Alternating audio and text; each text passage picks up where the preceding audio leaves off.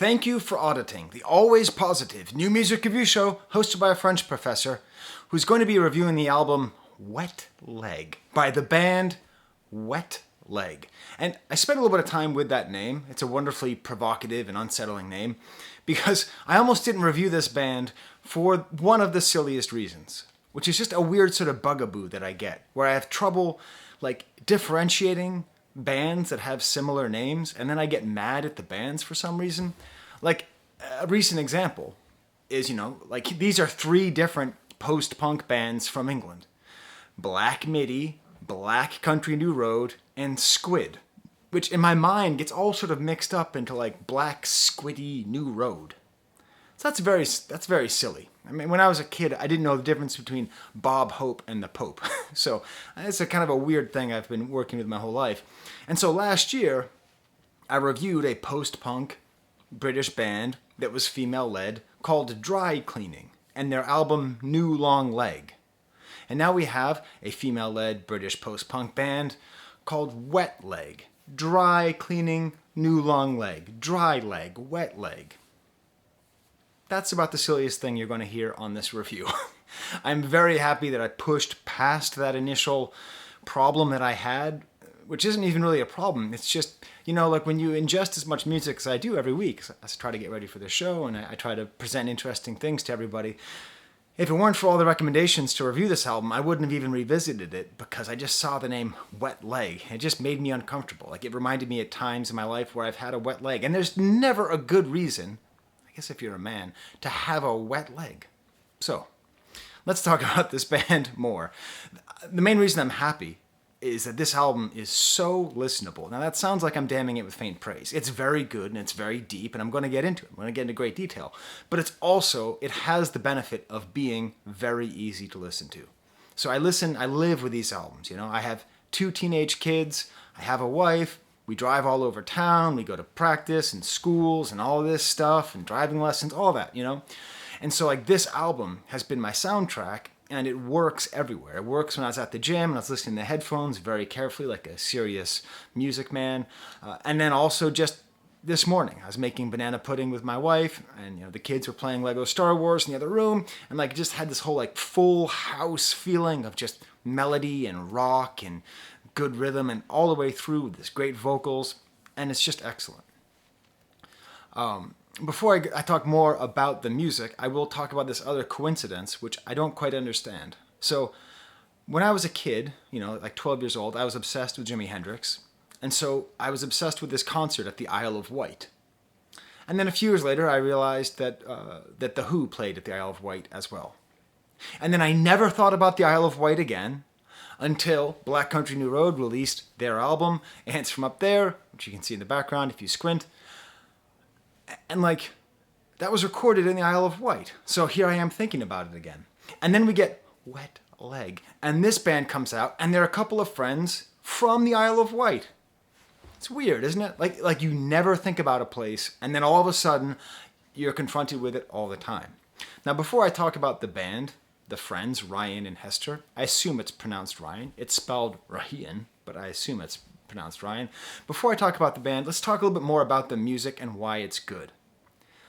And I need to say, the production on this album, it reminds me in the best way of good 90s rock and roll. Okay? It's not aping rock and roll. It's not trying to sound like it. It's not retro. It just... I sound like the dog from the Jetsons. It's not retro. It's just good music that by virtue of the fact it's bass guitar and drums and the way the vocals work, it reminds me a lot of the 90s, but not in that bad way. At times. The other thing about this album that's so great is it is painfully tantalizing. It is a great album that stands on its own, and if Wet Leg breaks up into separate legs, separate wet legs, and they go their own way, this will be a good enough album that they can say, oh, good. But as sort of like a prospect hunter, a talent scout, this album has little flashes of super brilliance, especially in the vocals. A couple times the vocals on this album are transcendently good. The rest of the time they're kind of blasé 90s cool. But I want to go back to one of my favorite things to discuss. Rock and roll is dead. so many people talk about rock and roll being dead.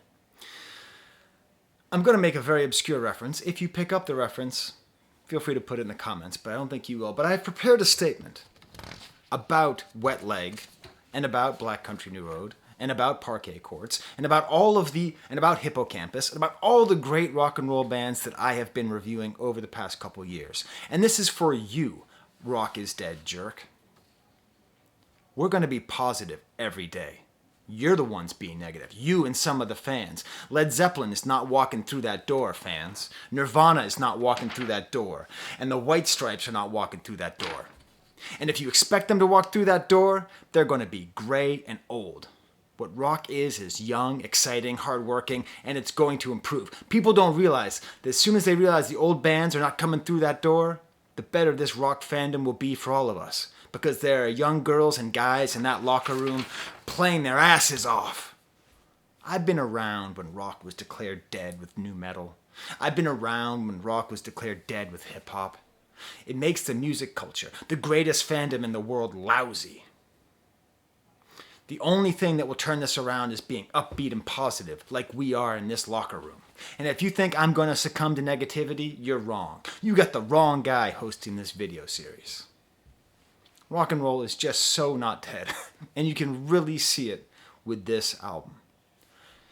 So much of what makes it great is the simplicity and the directness of the performances and of the songwriting. It's full without ever trying to be maximal. It's not trying to be some kind of heartbreaking work of staggering genius, but at the same time, it's just so well put together, and it's just that lyrical, melodic, and rocking. And now I think it's time to talk about the band and about the lyrics. It may not seem this way because, I can compare it to a lot of 90s bands, and I will be doing that throughout this review. But as far as I can tell, based on my limited knowledge, understanding two things. One, I have unintentionally been a musical misogynist for most of my life, which means I've discounted music made by women for most of my life. I apologize. I'm trying to get better. Who lost out? This guy who never listened to a Joni Mitchell album in his life until recently. She's great, right? And then the second thing is, I haven't been paying attention to music between 2002 and 2018. So I might have missed something.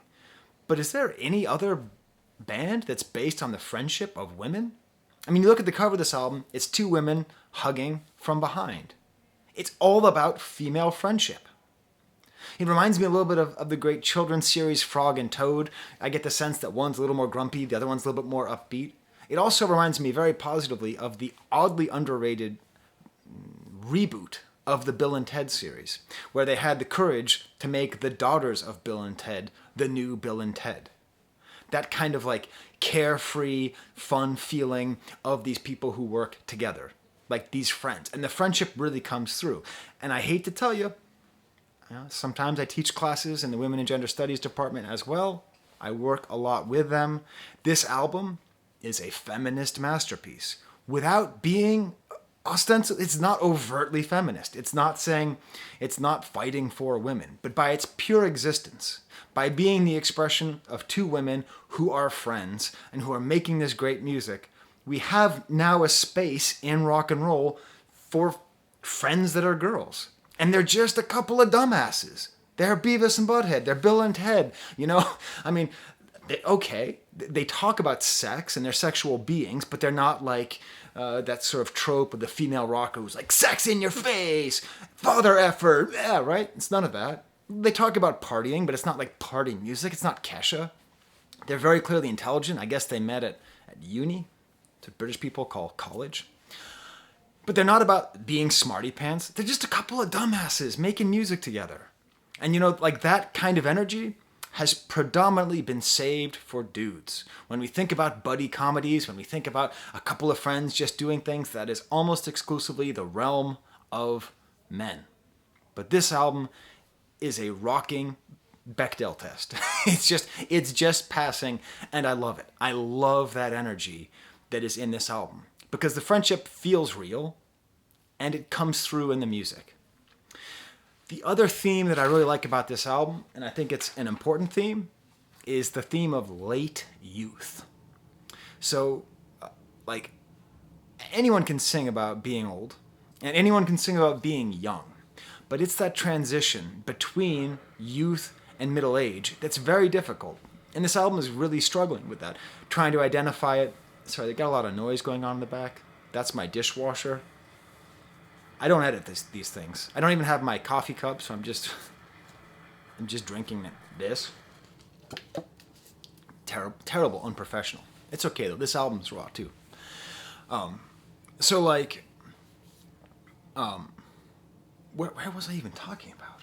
Jesus, I just totally forgot what I was talking about. Oh, late youth. You see, this is the value of being old, is you forget stuff, and then everything's new to you. In particular, I've been interested in watching certain artists like Taylor Swift. Her output for the last couple of years has been about this transition to late youth. I think St. Vincent's also been there as well. A lot of people who are just coming to terms with getting into your 30s, and this album does that quite a bit. And I think that's a very rich area to mine emotionally and melodic, because being young is kind of easy, thematically, but getting older is much tougher. I also read an interesting quote from the primary songwriter, Rhian. I don't know their last names. It's just Rhian and Hester, Beavis and Butthead. Where she said that she was careful to lean towards straightforward, unfussy language and avoid at all costs using similes. And that really comes through. And the fact that it's a conscious decision is clear. These lyrics are intelligent, but they're not fussy. The songs are well written and well produced, but they're not fussy. The one exception that she gives to this non-fussy, non-simile thing is my stamp of the album. If you've never seen this channel before, I pick one song, and that song ends up being like the symbolic song that represents the album. I'm going to include a link to it up there, and I'm not even going to be able to say it because I don't swear on my channel, because sometimes my kids and their friends watch my videos. Piece of S-word. Piece of ish. That's the simile. The simile is that someone is like a piece of ish. Who? We'll find out. I saw Nirvana in concert. I know, you envy me. Statistically, most of my audience was born after Kurt Cobain blew his head off with a shotgun. So you never even had a chance to see Nirvana, but I saw Nirvana. And when I saw Nirvana, they were the second best band that I saw that day. Because opening up for Nirvana was the Breeders. Of all the crimes against the 90s culturally, the fact that the Breeders have been largely forgotten is one of the biggest shames. I hated the Captain Marvel movie with a flaming passion, primarily for its anachronistic usage of 90s music. But at the very least, they featured the Breeders. If you don't have the album Last Splash, get the album Last Splash. If you have Nevermind, but you don't have Last Splash, you don't have a complete record collection. And I say that because a lot of this album gives me that Breeders feeling. The female-led nature of it, but also the simplicity, the strength, the rockiness, the ability to be tender while also the ability to not be tender. This really reminds me of that in the best possible way. This song in particular shows off what I think is the promise of Wet Leg. The promise of Wet Leg is that they're going to be this but more. Starts off with acoustic guitar, simple notes to notes, and then this cool little video game sound. Boop, boop, boop, boop. Kind of a lilting voice with vibrato on it. I'm telling you, she doesn't always do this transcendently good vocals, but when she does, it's great. The lyrics are about sleeping until noon. It's very personal and frankly kind of amazing. Like, it's talking about I effed up, I'm such a slut, I am not enough. Simple lyrics, right? I talk about it all the time on this channel. I love complicated lyrics. I love Billy Woods. I just did the review of Billy Woods. And I love Adrienne Lenker's lyricism. Rich in depth, and you could just write paper after paper and just spill out entire tomes about their lyricism. And then you come to a lyric like this, I am not enough, and you just go, oops! That's as good as anything on the Big Thief album. And it's 3 words, I'm not enough. But that communicates so much. And what I love about this song is it starts off with that acoustic guitar and the vocals, and then there's a little lead guitar solo. I happen to watch a live version of the song, and it becomes clear what the interplay is between this band. Rhian is sort of the extrovert, the frog, if you will, of Frog and Toad. If you've never read those books, you should really read them, especially the one where they make cookies. So she's out there and she's writing all the songs and she's singing, and then Toad, Hester's over there and she plays the lead guitar lines. Great, simple, melodic guitar lines, nice momentum. The drums come along at this point on a ride cymbal. The guitar solo even reminds me a little bit of a different 90s band, Phantom Planet. They're mostly instrumental, if not all instrumental. They did the soundtrack to Kids in the Hall. It reminds me of that kind of 90s semi-surf music. And then the second verse, nice dynamics. Now there's bass and drums, still having those video game sounds. And the lyrics here. Well, if you were better to me, then maybe I'd consider effing you goodbye. All right, want me to cry. Just there's a little bit more of the vulnerability and personalness to this song as opposed to some of the other songs, which really comes through. It makes it clear that the first verse was about her being a piece of ish, but in reality, she's talking about this guy. This guy is the piece of ish. The chorus is very emphatic and moving, almost like a wall of sound here. And here's where she makes it clear who she's talking about. You're like a piece of ish. You either sink or float. So you take her for a ride on your daddy's boat. And you are not in love, but it's close enough. You say you think about me when you're effing her. Ouch. Beautiful, simple, personal, in cutting lyrics. This album's got all sorts of lyrics for you know what I mean by cutting? Because you can't be too florid. If you want to get that cutting sound, you got to have words like that. You say you think about me when you're effing her. Just a flesh wound. Wonderful outro lines here as well, lyrically. Technically, I know that I agreed, but it was unenthusiastically. She's able to write these lyrics in this kind of conversational tone, which is really quite good. So I'm not going to go through the rest of the album a lot quicker. I'm going to start off with the track Being in Love. Great dynamics, kind of a bass, voice, and little synth stabs. Builds and kind of goes into this great chorus of just being in love, being in love. She almost sings with almost like an ASMR quality to her voice during the verse. Apparently the song is comparing love and having OCD. Sorry. I should really turn off my message. Oh no, this is my group message with my brothers, so they're all just gonna be just mixing back and forth. Because this is my dad's birthday tomorrow. He's turning 82. Got him a TV. Big TV. Don't tell him. So I really like this theme of love as a kind of disorder, and it's really really emphasized here. Then the next song is Chaise Longue. I don't know how to say that in English. The long chair.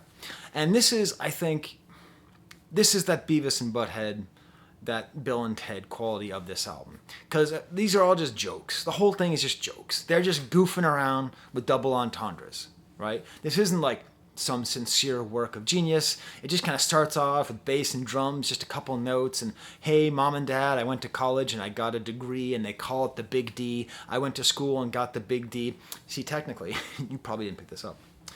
The Big D can also be a metaphor for a large penis. I know, it's subtle. You might not have picked that up, but that's the joke.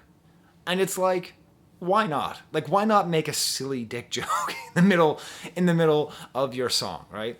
Then they go on to quote Mean Girls about, is your muffin buttered? If you've never seen Mean Girls, you're okay, statistically, most of my audience is male. Sometimes there are movies which you need to see to better understand women. To relate to them better. Now, Mean Girls exists on its own and is just a great movie anyways. I mean, you don't need any reason to watch it. It's hilarious and it's good. But it's a very useful movie that describes dynamics between women, girls, especially in high school, that will really help you in talking to and knowing women. Two for you. Good for you, Glenn Coco.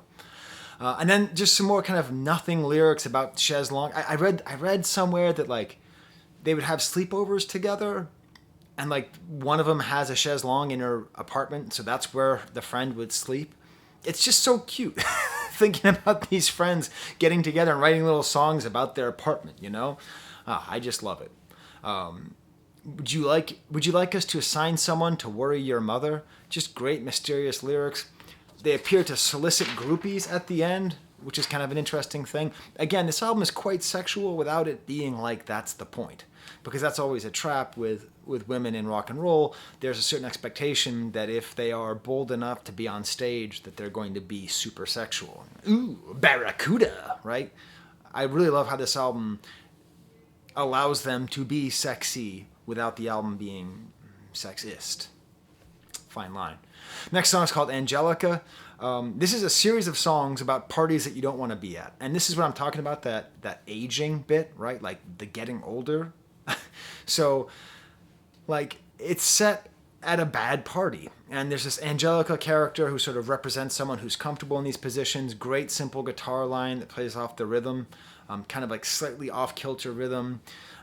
Like all these things that she's saying, like, I don't want to follow you on the gram, I don't want to listen to your band. I really like the way the melody follows the guitar line, and at times towards the end it reminds me almost like of shoegaze music, of like My Bloody Valentine or something. There's this whole droning sound and wall of sounds behind, which again, it's like another little indication that this band sort of is holding back, I think, like vocally and production wise. I feel like they have a whole nother step to go, and they're holding back. Wet Leg's next album, which I have on good authority is going to be called Wetter Leg, is going to be even better. Next song is called I Don't Want to Go Out. That old youth feeling. I remember when I became old.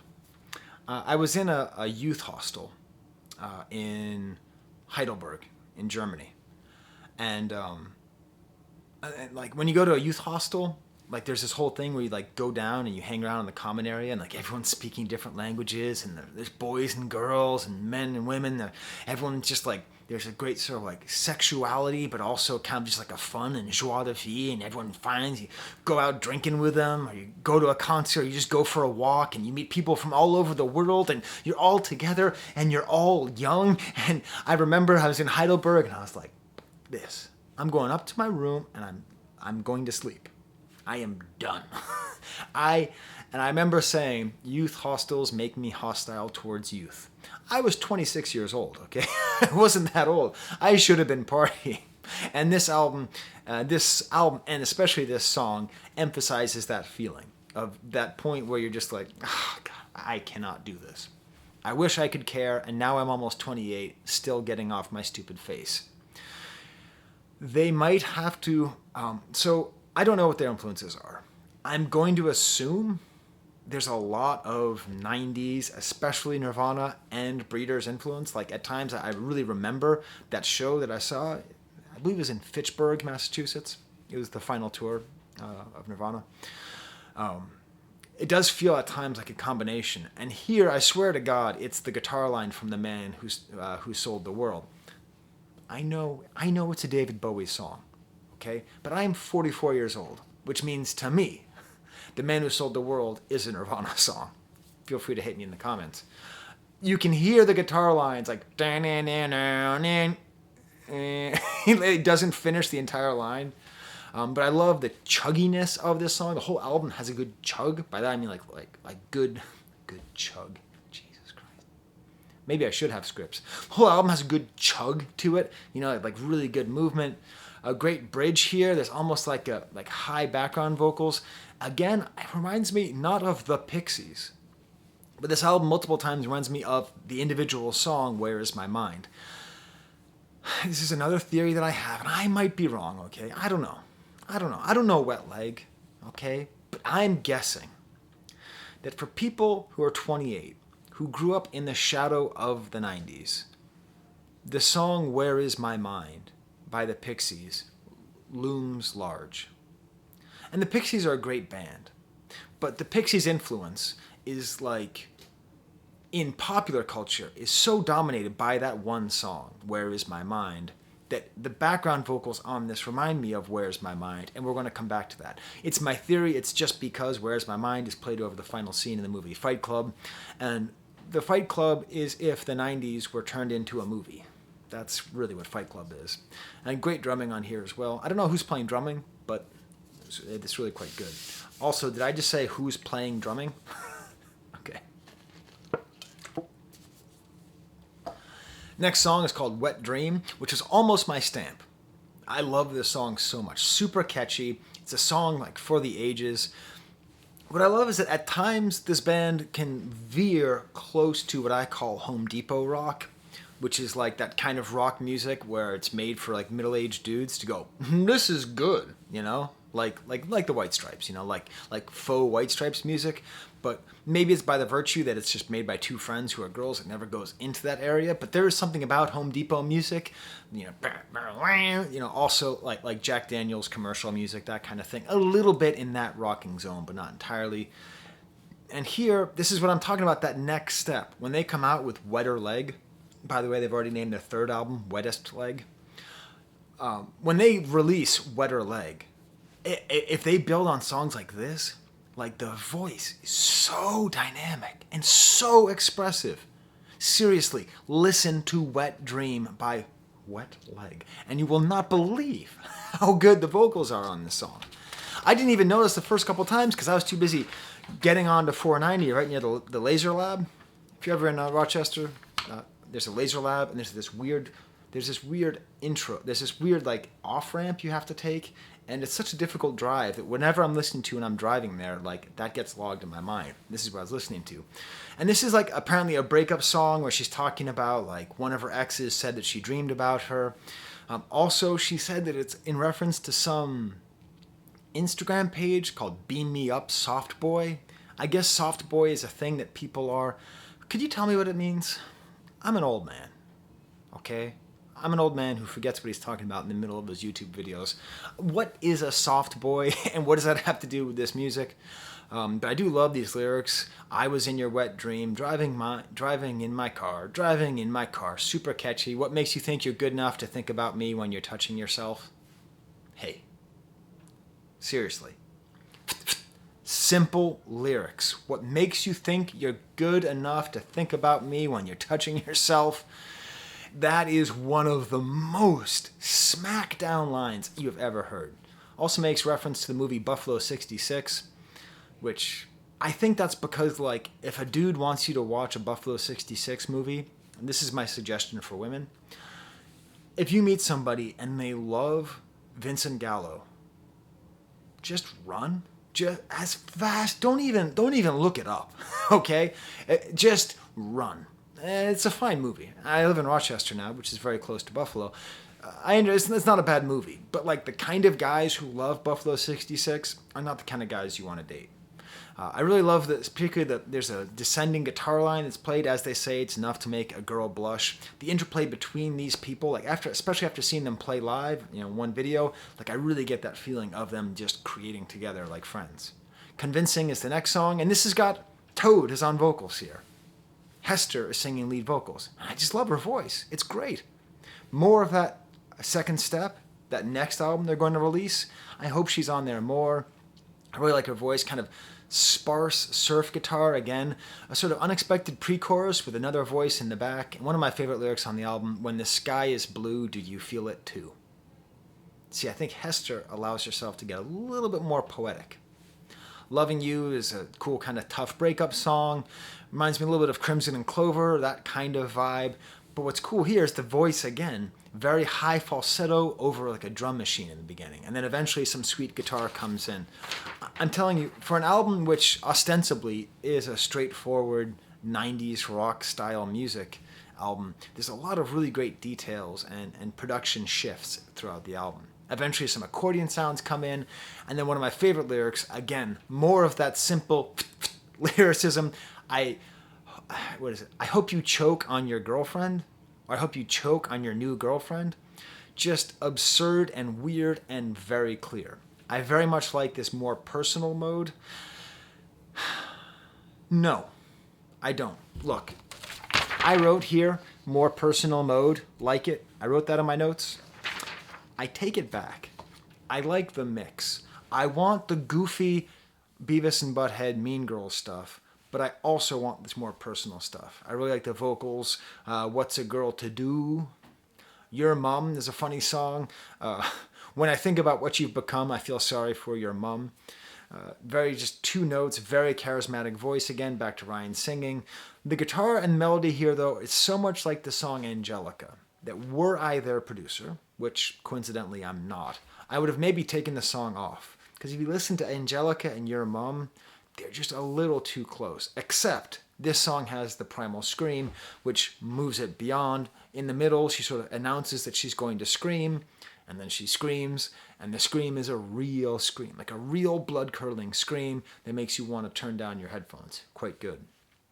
Next song is called Oh No. I'm going to get in the music, not too much. It's just cool, kind of sloppy 4 on the floor, boom, boom, boom, with kind of a sloppy detuned guitar. I really like it. This reminds me a lot of the White Stripes in a positive way, without the sort of irony of the White Stripes. And then this is a song all about scrolling on your phone. And I talk about this a lot, but human existence, like music, can be made to describe human existence. That's one of the cool things that music can do.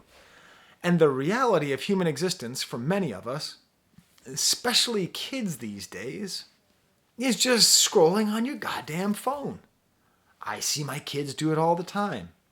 I see my me do it all the time. Do you know how many times a day I check my sub count? Please subscribe, like, and comment. Do you know how many times I read my new comments? All the time. How many times I scroll through, see how many Instagram likes I get or all that stuff? How much time I spend on Facebook, like the old man that I am, looking up stuff about Star Wars toys. How much time I spend on Reddit, reading I think you should leave quotes, you know? Like, we all spend so much time on our phones scrolling. We need more music.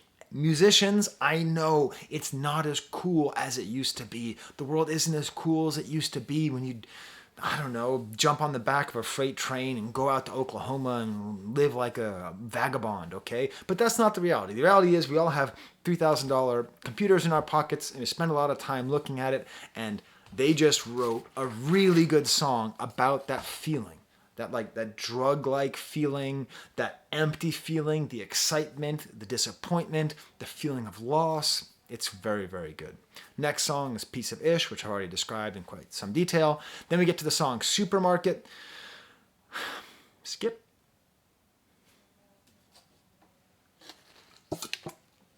Okay. Don't skip. I don't like this song as much as the rest. I initially said I don't like this song at all, but then I accidentally forgot to skip it when I was making banana pudding with my wife, and I liked it quite a bit. It feels kind of like a filler song. I like the idea. I read that it's sort of about COVID and about going to the supermarket and how exciting that was. But you know what it is? You know, you're a professor. You know I don't like drugs. I don't like references to drugs. That's just a thing about me. I know a lot of my audience likes drugs. That's fine. Fais ce que tu voudrais, you know? Do what you like. But I don't like drugs. I don't really like songs about drugs. So the fact that she just keeps on saying got to hi, and just like the way the voice does the hi, that's a little too close to that sort of Alanis Morissette area of the 90s. Like that kind of like playing with vocals. I don't like it. Then we get to the last song and my new merch. So, if you don't know, I have a weird idea for merch. So far, it's not really working. I don't care. I'm going to keep doing it. When you become a father, and I became a father over 16 years ago, your hands get bigger. I don't know why, but especially your thumbs. You lose dexterity in your thumbs. And I only write my notes on my phone. And sometimes my dad thumbs type out the wrong thing. So it happened to be, this song is called Too Late Now, but for some reason, some combination of autocorrect and my big, dumb, old man thumbs wrote Too Late Meow. So what I do is whenever I have one of these mistakes, as long as it happens organically, I'm never going to force it, I make limited edition merch. Limited edition merch for that. Last month I had Benny the Butter. That's already off the shelves. You can't buy it anymore. They're only available for a month, so you can get your own Too Late Meow t-shirt. at my spring store. You can see the link down there. Or you can get the Too Late Meow triple sweatshirt. I don't know. People don't really get these. and that's all right. But I like them. It makes me happy.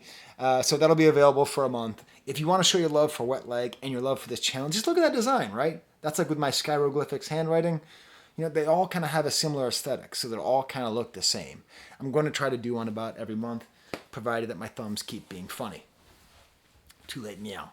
But Too Late Now is another one of those songs that shows that Wetter Leg might be an amazing album. Kind of chugging, by the way, I made that up. I don't know what they're going to call their second album, but now I'm believing it. Again, more chugginess, chuggy bass and guitar, kind of like a U2 style echo. Again, the melody reminds me faintly of Where's My Mind, but just tons of reverb, great atmosphere. This is that album, this is that song that makes me say they're so promising while being so good. This band's second album is going to be so good. I can't wait. I love the high, sweet, vulnerable voice on this. There's a certain point where she does kind of a spoken word part. I'm not going to say rap, but maybe a little bit just like vocals, bass, and drums. And I really like the lyrics here. I don't need a dating app to tell me if I'm fat. I just need a bubble bath.